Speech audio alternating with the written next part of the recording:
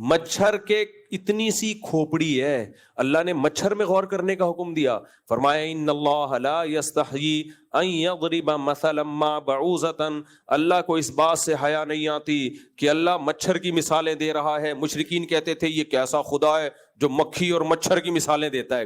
اللہ نے کہا ہمیں اس بات سے حیا نہیں آتی کہ ہم مچھر کی مثالیں دیں، فما فوقہا، بلکہ اس سے بھی کمتر کی، اس لیے کہ وہ مچھر تمہیں دیکھنے میں مچھر لگ رہا ہے، جب تم غور و فکر کرو گے تو تمہیں یقین آئے گا اتنی چھوٹی سی چیز کسی ذات کے بغیر، بنانے والے کے بغیر خود سے نہیں بن سکتی۔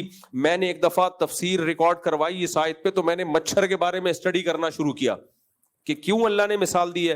او بھائی، مچھر کی پہ کتابوں کی کتابیں ہیں، ختم نہیں ہوگا مچھر، اتنی اس کی، اتنا پیچیدہ جانور ہے، اتنی سی کھوپڑی، اس میں 100 آنکھیں لگی ہوئی ہیں کمبخت کے، 100 آنکھیں، ڈیجیٹل کیمرے لگے ہوئے چھوٹے چھوٹے، وہ کتنے چھوٹی اس کے اندر کرنیاں اور یہ سب چیزیں ہوں گی، اور کرتا کیا ہے؟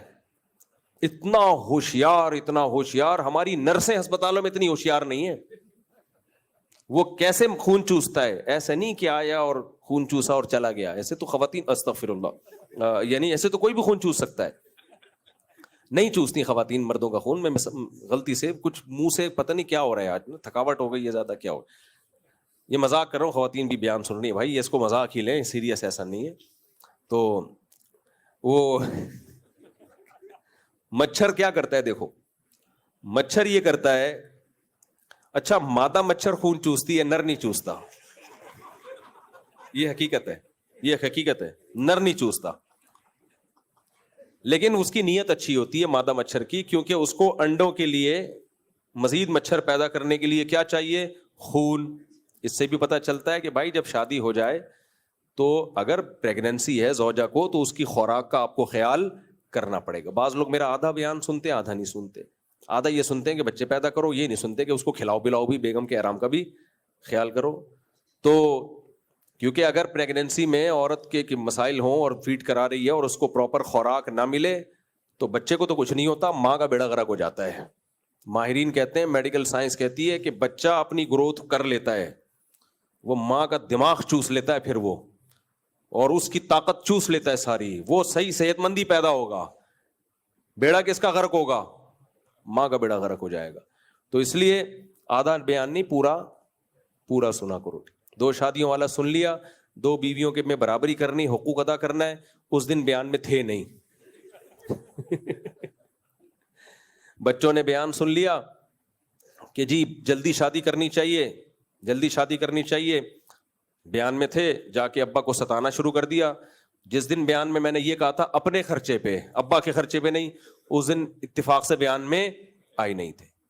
تو وہ بی بی تمیزہ والا ہو گیا حساب۔ یہ بی بی تمیزہ جو تھی نماز نہیں پڑھتی تھی، امام صاحب نے بی بی تمیزہ کو کہا کہ نماز کیوں نہیں پڑھتی؟ اس نے کہا وضو تو آتا ہی نہیں ہے مجھے۔ تو امام صاحب نے اس کو وضو کرایا، کہیں سفر پہ چلے گئے، تبلیغ میں کہیں سال کے لیے چلے گئے، واپس آئے، پوچھا نماز پڑھتی ہو؟ کہا ہاں۔ کہا وضو تو کرتی ہو؟ کہتے وہ تو آپ نے کرا دیا تھا، ٹھیک ہے نا۔ تو خیر، تو اللہ تعالیٰ کیا کہہ رہا تھا میں؟ ہاں مچھر۔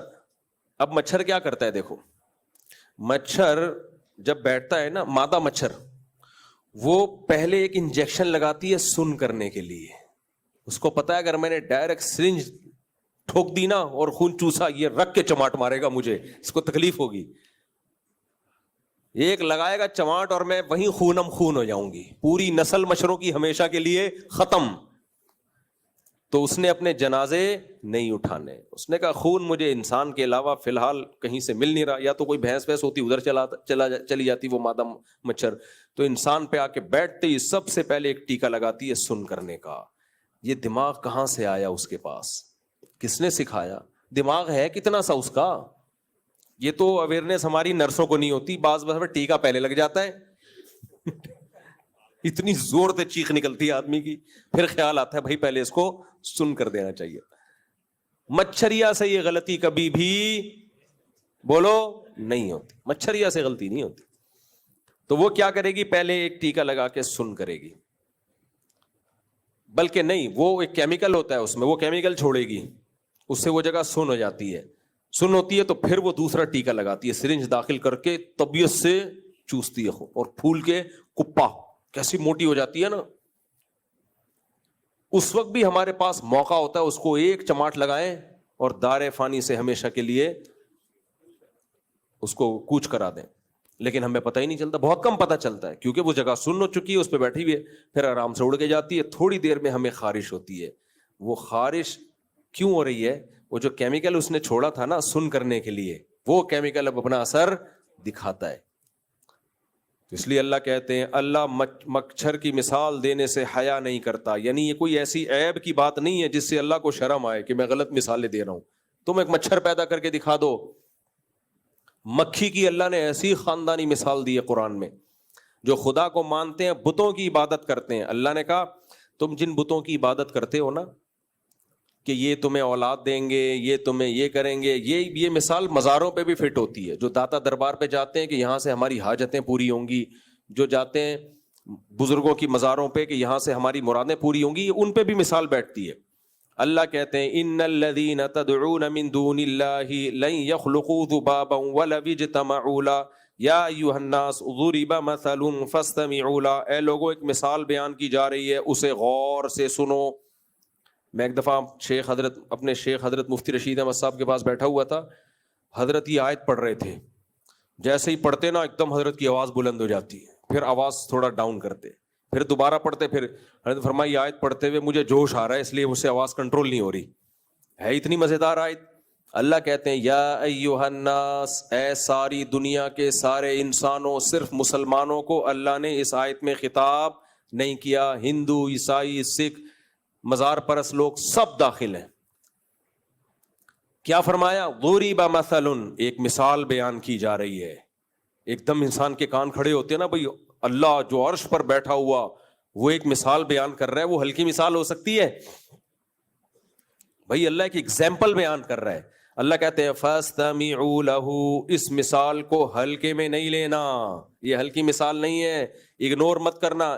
ایک ہوتا ہے فاسمعوا, فاسمعوا کا معنی سنو, ایک ہے فاستمعوا, غور سے سنو. اے لوگو ایک مثال بیان کی جا رہی ہے, ہلکے میں مت لینا اس کو, غور سے سنو نہیں بلکہ دھیان سے سنو, کان لگا کے سنو. ابھی ہندوؤں کو بھی بتایا جا رہا ہے, سکھوں کو بھی بتایا جا رہا ہے, سب کو. فرمایا ان الذین تدعون من دون اللہ, اللہ کو چھوڑ کے تم جن کو پکارتے ہو, چاہے وہ داتا دربار ہو, چاہے وہ بزرگ ہو, چاہے وہ بدھ ہو پتھر کا بنا ہوا, کوئی بھی, اللہ کے سوا میں, اللہ کے سوا سب آ گئے. اللہ کہتے ہیں لن یخلقوا ذبابا, یہ ایک مکھی بھی ہرگز پیدا نہیں کر سکتے. تمہاری بگڑی کیا بنائیں گے یہ؟ ایک مکھی کی تخلیق بھی ان سے, جو گندگی پہ بیٹھتی ہے نا مکھی, وہ نہیں بنا سکتے, یہ وہ بھی نہیں بنا سکتے. آگے اللہ کہتے ہیں وَإِن يَسْلُبْهُمُ الذُّبَابُ شَيْئًا, مکھی بنانا تو دور کی بات. تم مندر جاتے ہو, تم بولتے ہو یار میں جاؤں گا یہاں تو میری وہاں شادی ہو جائے گی, میں یہاں جاؤں گا تو میری جاب لگ جائے گی, میں یہاں جاؤں گا تو میرا ویزا لگ جائے گا, میں یہاں جاؤں گا میری بیماری ٹھیک.